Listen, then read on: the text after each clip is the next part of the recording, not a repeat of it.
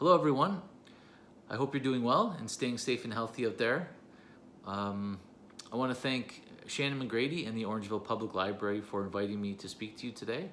My name is JT Ruby. I am a Orangeville resident, local author, and small business owner as well. For 30 years I've been a creative writer. I've kind of had it as a second career, and I've tried everything from poetry to screenwriting, short stories, and I'm kind of in the stage of my life now where I'm writing fiction. So I just finished my second novel, Garden of Locusts, and I released that earlier this year. So the number one question I get as someone who does a lot of creative writing is, why aren't you a real author instead of just a self-published author? And so kind of what I'm going to talk about today is my journey as a writer and how I've kind of grown and evolved to choose self-publishing over going after traditional publishing methods for my writing. I'm also going to give away 3 copies of my latest book, Garden of Locusts. And if you stick around later in the video, I'll tell you how you can win. You can enter to win a copy. I've always had a creative side to me. That's certainly the dominant part of my brain. And like I said, I've always felt like I've had 2 careers. So the first career, which is my day job, allows me to pay for my second career, which is writing. So I'm a radio and television broadcasting graduate. I worked in live TV for a short period of time.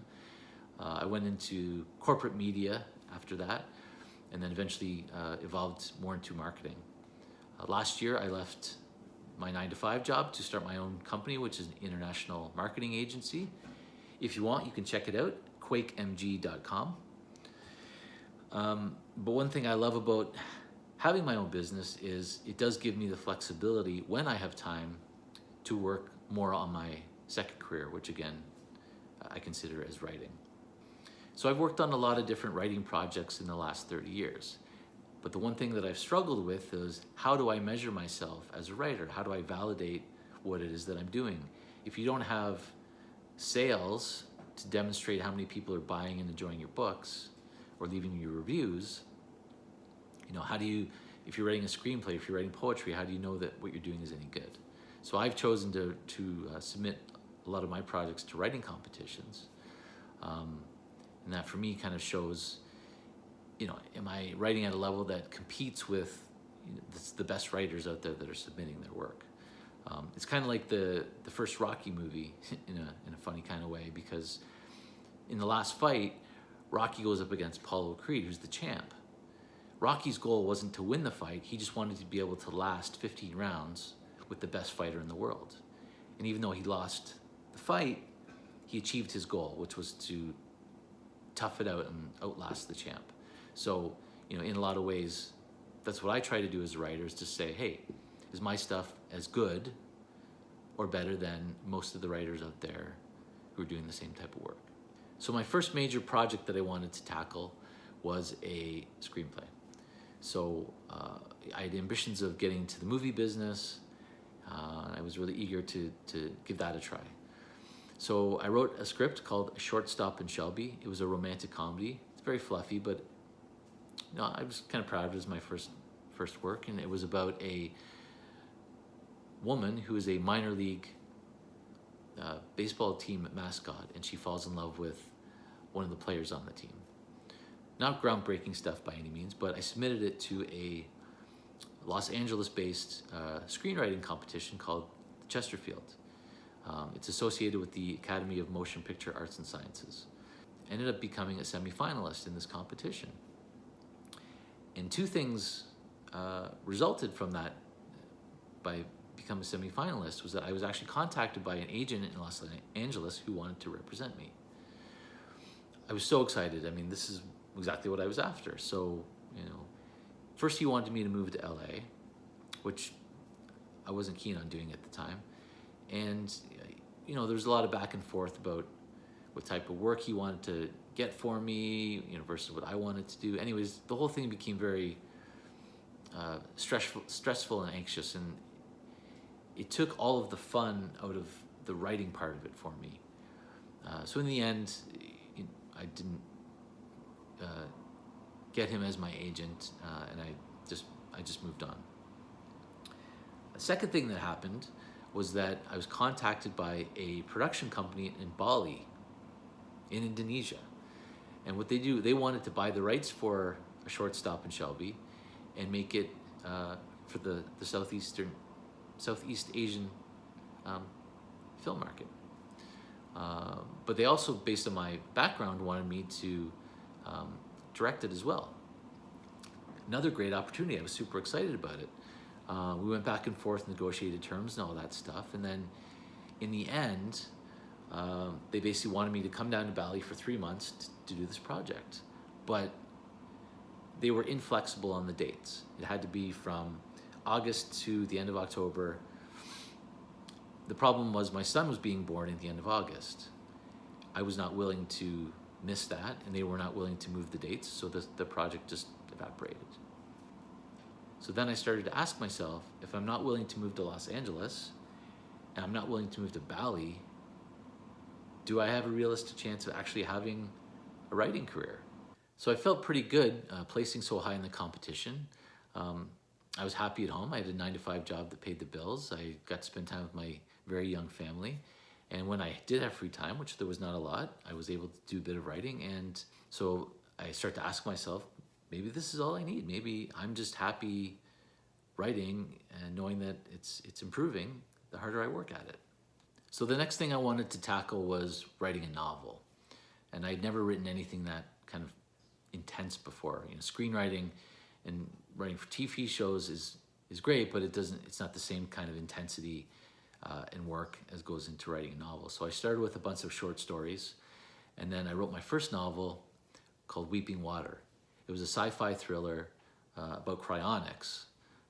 If you don't know cryonics, it's like when they take a person at the moment of death, they put them into liquid nitrogen, freeze their bodies with the hopes that someday in the future, there'll be some sort of technology that can bring them back to life and cure the disease or whatever it is that killed them in the first place. So while that technology actually exists today, as in you can be frozen in liquid nitrogen, the technology does not yet exist where they can bring you back to life. So my book was based on the premise that technology does exist, but not 200 years from now, but 30 years from now. So what you have is a person dying, and what happens is they're brought back to life 30 years later. All of their friends and family have aged, but they have not. And I thought that was a really interesting kind of dynamic and a fun world to explore in a novel. So that was what my first book was about. And it took about 3 years to write. But again, same thing, you know, I wasn't sure I wanted to go after a traditional publisher, so I just self-published it. And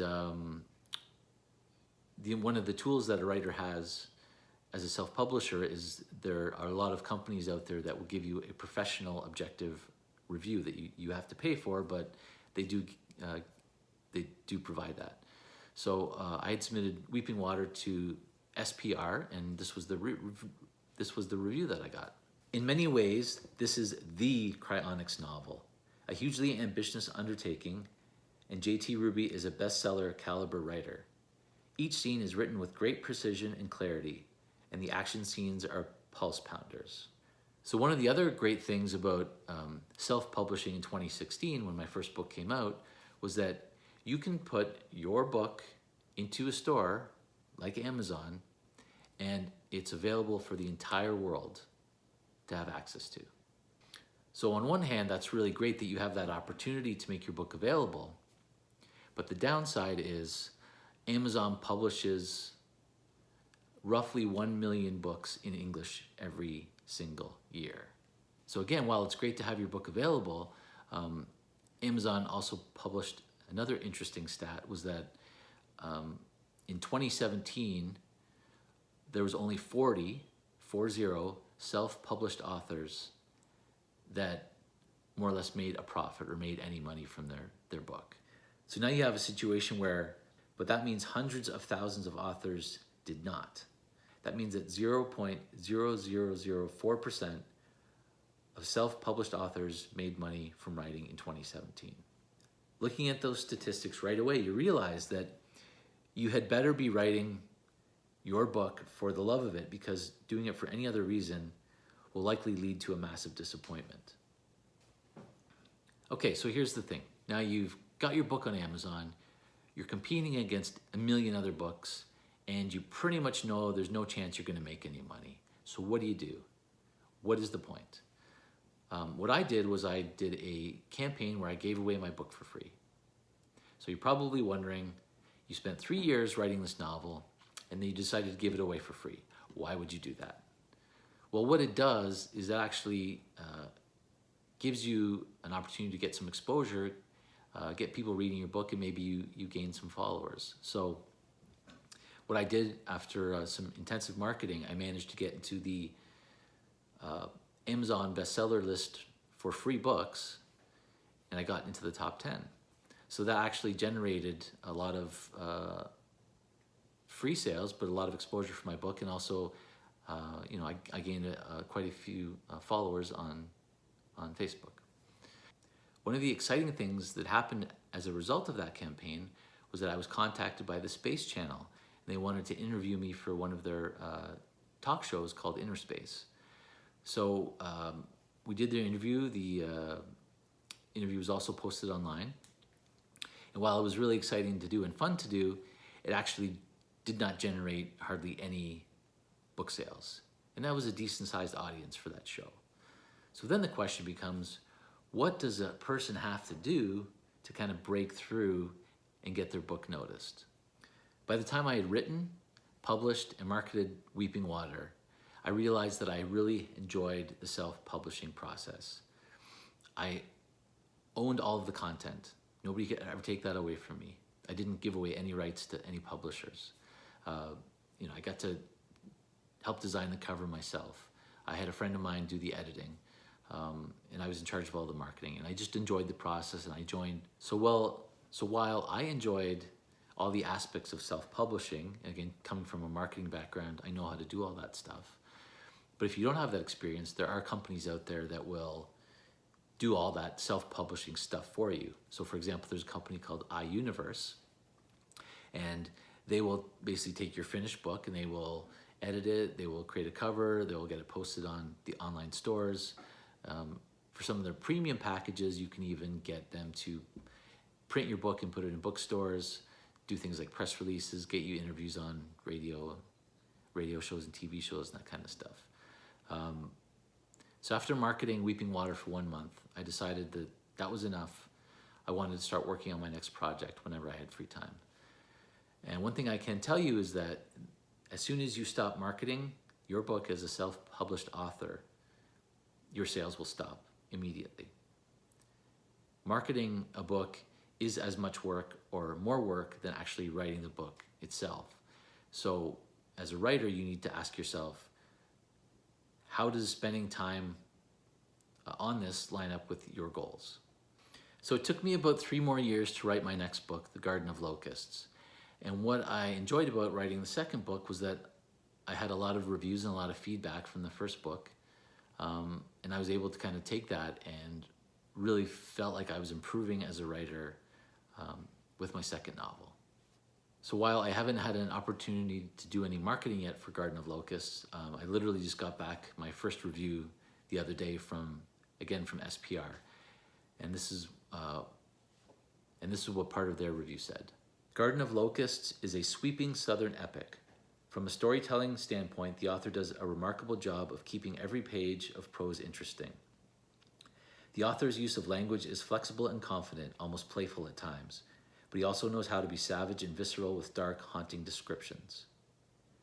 Creating a cast of likable characters and placing them in a somewhat foreign world with delicacy and descriptive flourish makes this book a rewarding and frightening escape. As a whole, Garden of Locusts is an ambitious and gut-wrenching thriller that shines a hard Southern light on family, trauma, grief, and resilience. So again, while I haven't actually begun marketing Garden of Locusts yet, I do have that review, and I can take quotes from that when I do create marketing material. So as part of my presentation today, Shannon has asked that I read one of the chapters from Garden of Locusts to you. So I'm going to read chapter 3. So what's happened so far? It's the 1970s in Detroit, Michigan, and one of the main characters, Detective Simon Singleton, thinks that there's a serial killer loose in the city. He's been unable to prove the connection between a bunch of different murders, but him and his partner are out on a stakeout trying to prove that exactly. A thick fog had settled on the corner of Rosewood Street and Chestnut Avenue. Both streets sat empty except for a dark gray 1976 Grand Fury that sat quietly like a forgotten shipwreck at the end of the road. It was a mild February in Detroit, and dirty snow was piled up on every boulevard. Every so often, a car would drive by, its diffused rear brake lights disappearing into the wall of fog at the end of the long suburban street. Detective Simon Singleton sat inside the parked car with his partner, watching, waiting for something to happen. Anything. For 3 nights, they had sat in the same location and waited for a crime that hadn't happened. For Simon, the wait was oddly reassuring. The longer it went on, the more likely it would be to happen. But Simon's confidence was matched by his partner's skepticism. Simon could see it in his body language. Larry hunched over in the passenger seat, his forehead resting on his forearm, probably wondering why he wasn't at home watching the dating game with his wife. Restless, Larry rolled down the window and drew in the fresh, chilly air. Simon had resisted the urge to turn on the car to circulate warm air and vanquish the condensation from the windows. Simon looked past the 4 cigarette butts on his side of the ashtray and then reached for another. He tapped on the steering wheel with it and popped it into his mouth as if he was an actor in a film noir. "I thought you were going to quit," Larry asked in an intentionally annoying tone. "Don't be cheeky. I have already heard that at least 4 times tonight," Simon said as he drew in a heavy draft. "Besides, I'm English. Smoking's what we do," he responded as he drew a thick puff into his lungs. "Why do you call cigarette fags in England anyway? I always wondered that. You have a different word for everything," Larry remarked. "Here a fag means gay, you know, a homosexual." "I'm familiar with all 3 terms. I don't know why we call them fags. That's just the name," Simon said. "Well, how can you not know?" Larry asked. "I don't know. Why do you call them cigarettes and not fags?" Simon asked. "Well, because they are like small cigars," Larry said. "And where did the name cigars come from?" Simon asked. "I don't know," Larry said. "Well, there you go then. We're both ignorant," Simon said. Larry rubbed the moisture off of his window and looked out. "Well, anyways, secondhand smoke, it's a thing, you know. Your choices affect other people." Simon made a point to be more respectful. He blew the smoke out through his pursed lips out the top of the rolled-down window. Larry continued, "Besides, anyone watching us would be able to see the light from your fag out in the street. Not that it matters. This stakeout isn't going anywhere." "You're wrong, Larry," Simon said. "Really? Because we have been out here for 3 nights. Nothing has happened, Simon." "Nothing has happened yet," Simon said as he tapped his cigarette lazily over the ashtray. The ashes danced through the moonbeams onto the floor. "I tell you what, if I am wrong about this case, I'll quit smoking." "I'm going to hold you to that," Larry said. "Whether we get a lead or not, this is the last night I'll drag you out here, I promise," Simon pledged. Larry wasn't really his partner. Simon didn't have one. Larry had owed him a favor and Simon came collecting. Stakeouts could be notoriously dull, and Simon just wanted some company. "You shouldn't waste any more of your nights here either, Simon. These murders, there's no pattern. The victims are completely different races and locations. There are male and female victims. No sign of sexual assault. There's a different murder weapon every time.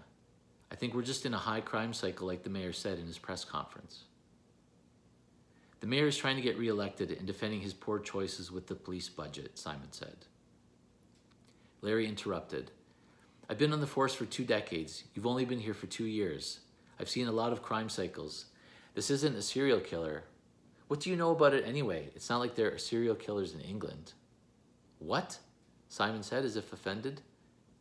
"I said there are no serial killers in England. It's an American phenomenon," Larry replied with slightly less confidence. "You're kidding, right?" Simon asked again. He genuinely wondered if maybe he was smarter than everyone else in the Detroit PD. "Well, name one serial killer, smart guy," Larry said. Simon was a bit stunned. "You're asking me to name a serial killer from England?" Larry only shrugged his shoulders, waiting for a response. Bloody hell! Jack the Ripper, of course. He's the original serial killer. The Whitechapel murderer from London, England. The glorious and squalid city where I was born. The man killed and butchered 8 women over 18 months. He was one of the nastiest serial killers of all time. Oh, right, forgot about him, Larry conceded in a much more sheepish tone. Forgot about him? Seriously, man, it all started with him. Man, you're dumber than I thought, which is why we're going to stay on the stakeout and wait for something to happen. Pay attention, Larry, you might learn something, Simon said with an indignant tone. Just because I'm wrong about Jack the Ripper doesn't mean I'm wrong about this. Detroit isn't London. You got that right, mate, Simon said proudly. Why are you here in America then? Why not just go back home? Larry asked. I grew up wanting to be an American detective, a romantic notion, I suppose, Simon said. Larry looked around at the dirty car and rubbed the window with his sleeve again. And is this everything you imagined it to be? Simon snapped out of his daydream as headlights flashed in his rearview mirror. He winced as the light flickered brightly in his eyes. Both he and Larry adjusted in their seats, watching the car drive past and park 7 houses in front of them. Probably just a resident, Larry reassured him. Then why not park in the driveway? Simon asked. The car's lights turned off. Both detectives stared, waiting for the driver to do something.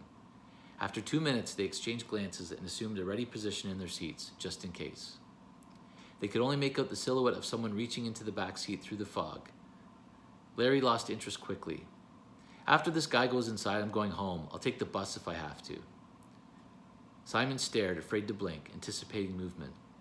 The light inside the mysterious car began to glow as the driver's side door opened and a man, about 6 feet tall, emerged with what appeared to be a small gym bag. He threw it over his shoulder and then closed the door.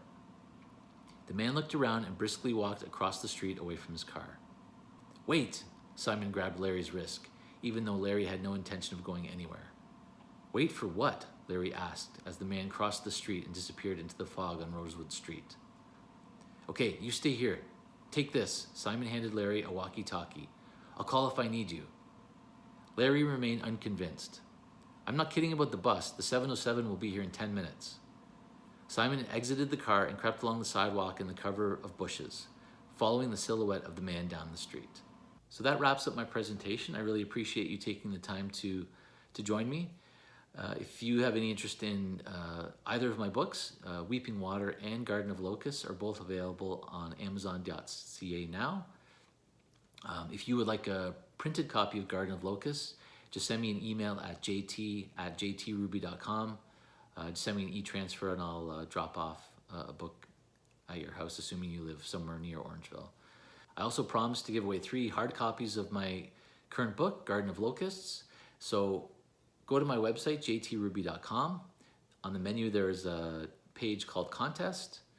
Go to that, enter your information, and click Submit by April 27th, and I will announce the winners on April 28th. And if you give me your address, I will drop off a copy of the book. Thanks again to Shannon and the Orangeville Public Library for giving me this opportunity. Stay safe and healthy out there. Take care.